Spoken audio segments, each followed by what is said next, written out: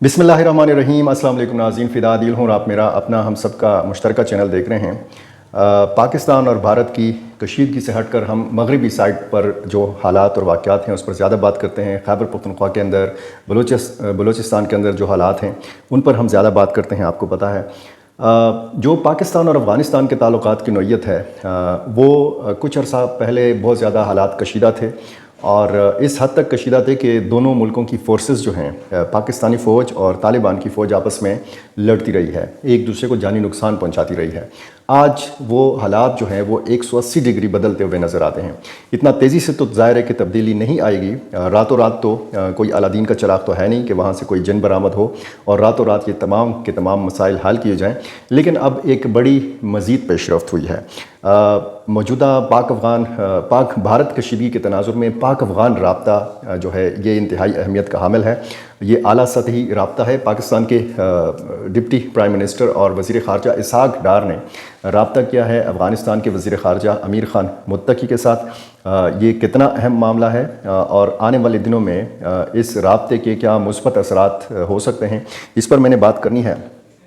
बलूचिस्तान के अंदर एक बड़ा हमला हुआ है और कहा जाता है कि भारतीय प्रॉक्सी जो है बलूचिस्तान लिबरेशन आर्मी, इसने ये हमला किया है।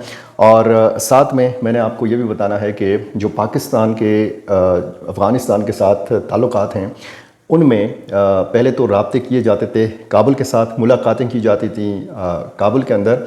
अब राब्ता किया जाने लगा है, राब्ता करने का फ़ैसला किया गया है कंदहार के साथ। अब कंदहार के साथ राब्ते का आपको पता है कि क्या मतलब है।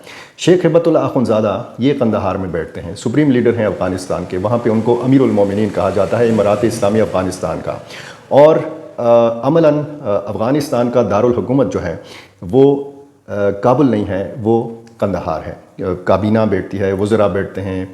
दुनिया काबुल को अफ़गानिस्तान का दारुल हुकूमत मानती है, लेकिन फ़ैसले आते हैं सारे के सारे कंदहार से। अब पाकिस्तान ने यह फ़ैसला किया है कि अपना अगला वफ़द जो है ये कंदहार भेजा जाए। अब कंदहार से कुछ अहम फ़ैसले आए हैं कालादम टीटीपी के हवाले से, और उनको कहा गया है, अपनी हुकूमत के जितने भी महकमे हैं उनको कहा गया है कि किसी भी ग्रुप को इजाज़त नहीं है कि वहाँ पे असला लेकर फिरा जाए। लेकिन टीटीपी जो है ये असलहा भी लेकर इनके लोग फिरते हैं और वहाँ पर इनकी मौजूदगी भी है। और शेख हिब्बतुल्लाह अख़ुंज़ादा की तरफ से ये भी वाज़ेह हिदायत हैं कि जो पाकिस्तानी मिलिटेंट्स हैं ये वापस जाकर पाकिस्तान पर हमला आवर नहीं होंगे। ये यहाँ पर भी अगर हुक्म अदूली होती है तो इस सारे मामले के हवाले से पाकिस्तान ने अपना वफ़द भेजने का फ़ैसला किया है। बहुत जल्द ये वफ़द जाएगा और पहले काबुल जाएगा, वहाँ से ये कंदहार जाएगा, वहाँ पे अहम मुज़ाकरात होंगे।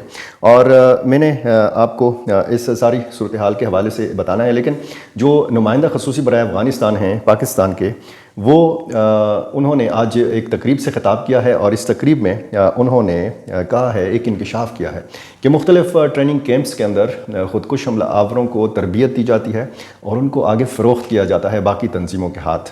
तो ये उन्होंने बाकायदा एक तकरीब से ख़िताब किया इस्लामाबाद में और उन्होंने कहा कि और उन्होंने अफ़गानिस्तान का, इस ख़बर के मुताबिक जो मैं आपको पढ़ के सुनाने लगा हूँ, उन्होंने अफ़गानिस्तान का ज़िक्र किया है। अब ज़ाहिर है कि एक बड़ा चैलेंज है और ये अफ़गान हुकूमत के लिए भी एक बड़ा चैलेंज है कि वो अगर वहाँ पे ट्रेनिंग कैंप्स हैं और उन ट्रेनिंग कैंप्स के लोग जो हैं वो फिर आके वापस पाकिस्तान पे हमला आवर होते हैं, तो ज़ाहिर है कि एक बुनियादी नुक्ता जो पाक अफ़गान कशीदगी का था वो कालादम तंजीमों का था, ख़ुसूसन टीटीपी का था। तो सादिक खान ने ये कहा है कि टीटीपी एक चैलेंज है, ये पाक अफ़गान ताल्लुकात को डेंट डाल रही है। उनका कहना था कि एक वक्त था जब हम ज़रब अज़ब के बाद टीटीपी के मसले को हल कर सकते थे।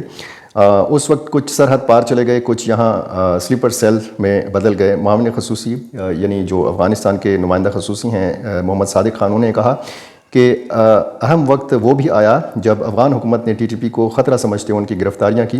दोहा मुज़ाकरात में भी टीटीपी की बात की गई। मोहम्मद सादिक खान ने कहा कि मौजूदा अफ़गान तालिबान हुकूमत टीटीपी के हवाले से पाकिस्तान के तहफ़्फ़ुज़ात को हल नहीं कर सकी।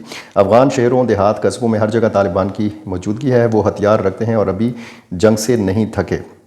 اب ظاہر ہے کہ انہوں نے کچھ ماضی کے حالات اور واقعات کا نقشہ بھی کھینچا ہے، لیکن اس وقت صورتحال کافی تبدیل ہو چکی ہے۔ اس وقت ایک خفیہ ڈھیل موجود ہے، ایک خفیہ ایسا سمجھوتا موجود ہے کہ پاکستان اگر کارروائی کرے گا پاکستان کے اندر، پاکستانی حدود کے اندر، اور ان میں افغان شہری بھی اگر مارے جائیں گے، وہ ٹی ٹی پی کے ساتھ گروپ میں شامل ہو کر اگر سرحد پار دراندازی کریں گے اور ان کو مارا جائے گا تو پھر افغان حکومت کی طرف سے کوئی احتجاج نہیں کیا جائے گا۔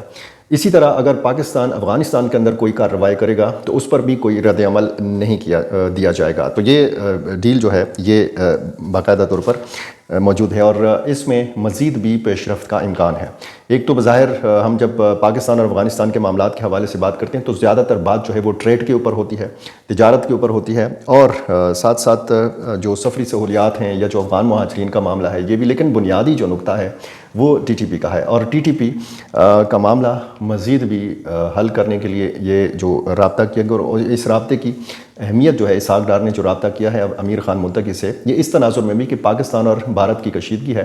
آنند پرکاش جب گئے تھے کابل میں، انہوں نے امیر خان متقی سے ملاقات کی تو اس چیز کو بڑا کیش کرنے کی کوشش کی، انڈین میڈیا نے بھی، انڈیا سرکار نے بھی، اور یہ ساری صورتحال جب ہم دیکھتے ہیں تو پھر ہمیں سمجھ آتی ہے اس دورے کی ٹائمنگ کے حوالے سے۔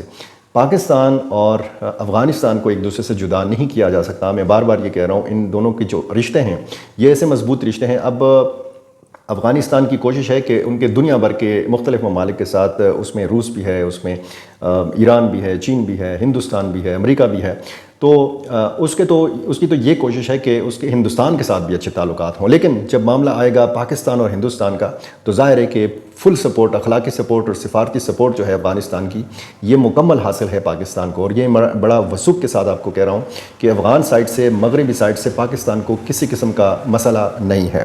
اب اس رابطے میں جو تبادلہ خیال کیا گیا، ایک تو جو پیش رفت ہوئی ہے پاک افغان تعلقات میں، اس پر جو اب تک اقدامات لیے گئے ہیں پاکستان کی طرف سے، اس پر افغان قیادت کی طرف سے، افغان وزیر خارجہ کی طرف سے اطمینان کا اظہار کیا گیا ہے، اور طویل مدتی تعاون پر زور دیا گیا ہے، اور یہ بھی کہا گیا ہے کہ یہ اعلیٰ سطحی رابطے جو ہیں یہ سلسلہ برقرار رہنا چاہیے۔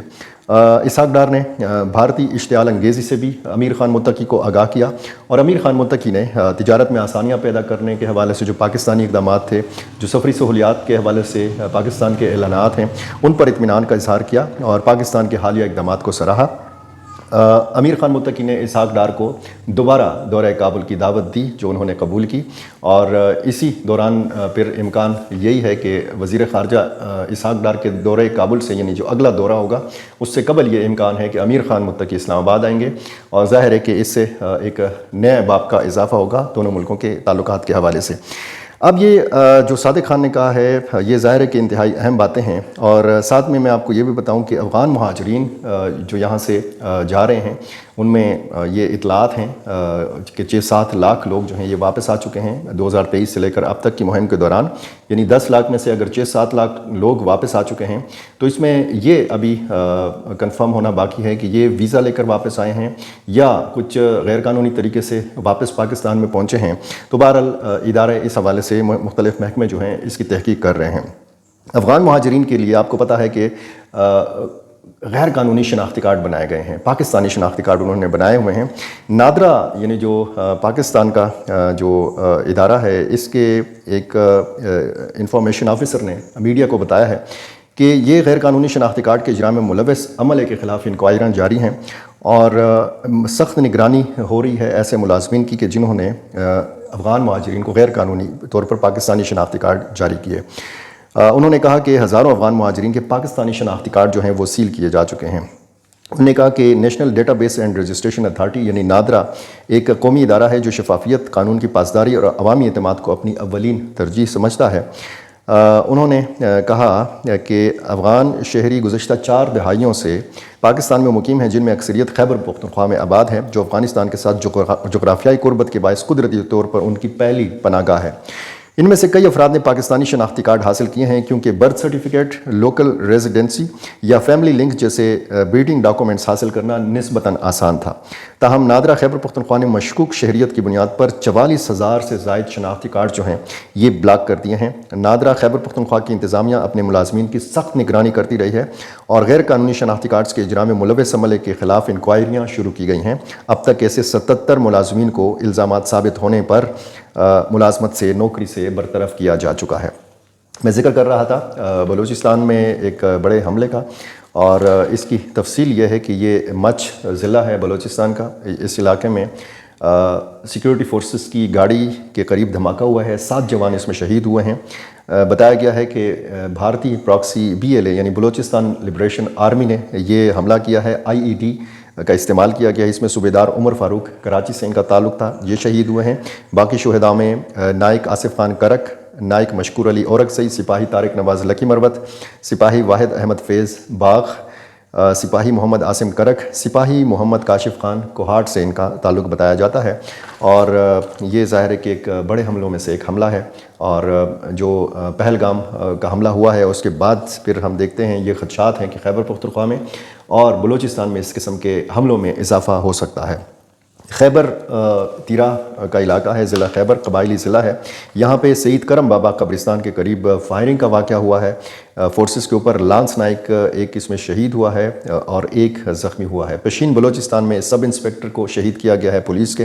جنوبی وزیرستان میں TTP کمانڈر میر قاجان کو ایک جھڑپ میں مارا گیا ہے، یہ خبر ہے۔ بنو کا علاقہ ہے، کنگر چاند بہادر، یہاں پہ پولیس کانسٹیبل جان زیب کو فائرنگ کر کے نامعلوم موٹر سائیکل سواروں نے فائرنگ کر کے شہید کیا ہے۔ ٹانک جنوبی ضلع ہے خیبر پختونخوا کا، یہاں پہ پولیس چوکی پر حملہ ہوا ہے، ایک کانسٹیبل اس میں زخمی ہوا ہے، اور یہ حملہ جو ہے یہ مختلف اطراف سے کیا گیا۔ درجنوں کی تعداد میں ملیٹنٹس آئے، انہوں نے ایک بڑا حملہ کرنے کی کوشش کی، فائرنگ کا تبادلہ ہوئی۔ اس میں کانسٹیبل جس کا نام نوید بتایا گیا ہے یہ زخمی ہوا ہے۔ لکی مروت میں مسافر ایک گاڑی کے قریب دھماکہ ہوا ہے، اور اس میں ایک بچے سمیت 2 افراد جو ہیں یہ زخمی ہوئے ہیں۔ علاقہ ہے کوٹ کشمیر کا، اور تیرا خیبر ضلع خیبر کا ہی علاقہ ہے۔ یہاں پہ ملک دین خیل عالم خیل میں فورسز کے ساتھ جڑپ کے نتیجے میں ایک ملیٹنٹ کو مارا گیا ہے، 4 کو زخمی کر دیا گیا ہے۔ یہ کچھ خیبر پختونخوا اور بلوچستان کے سیکیورٹی معاملات تھے۔ کچھ افغانستان کے حوالے سے میں نے آپ کو خبر دی ہے۔ اگلا دورہ پاکستانی وفد کا قندھار کا ہے، انتہائی اہم دورہ ہوگا، اور اس میں آپ کو معلوم ہونا چاہیے کہ قندھار میں جب اس وفد کی ملاقات ہوگی شیخ ہبت اللہ اخندزادہ سے، تو جس کو آپ بریکنگ نیوز کہتے ہیں، شاید اس سے بھی بڑی خبر برآمد ہو۔ تو انتظار ہے اس دورے کا، کب یہ دورہ ہوتا ہے، کب اس حوالے سے جو بھی نئی ڈیولپمنٹ سامنے آتی ہیں، تو میری کوشش ہوگی کہ میں آپ کے سامنے رکھ سکوں۔ بہت شکریہ۔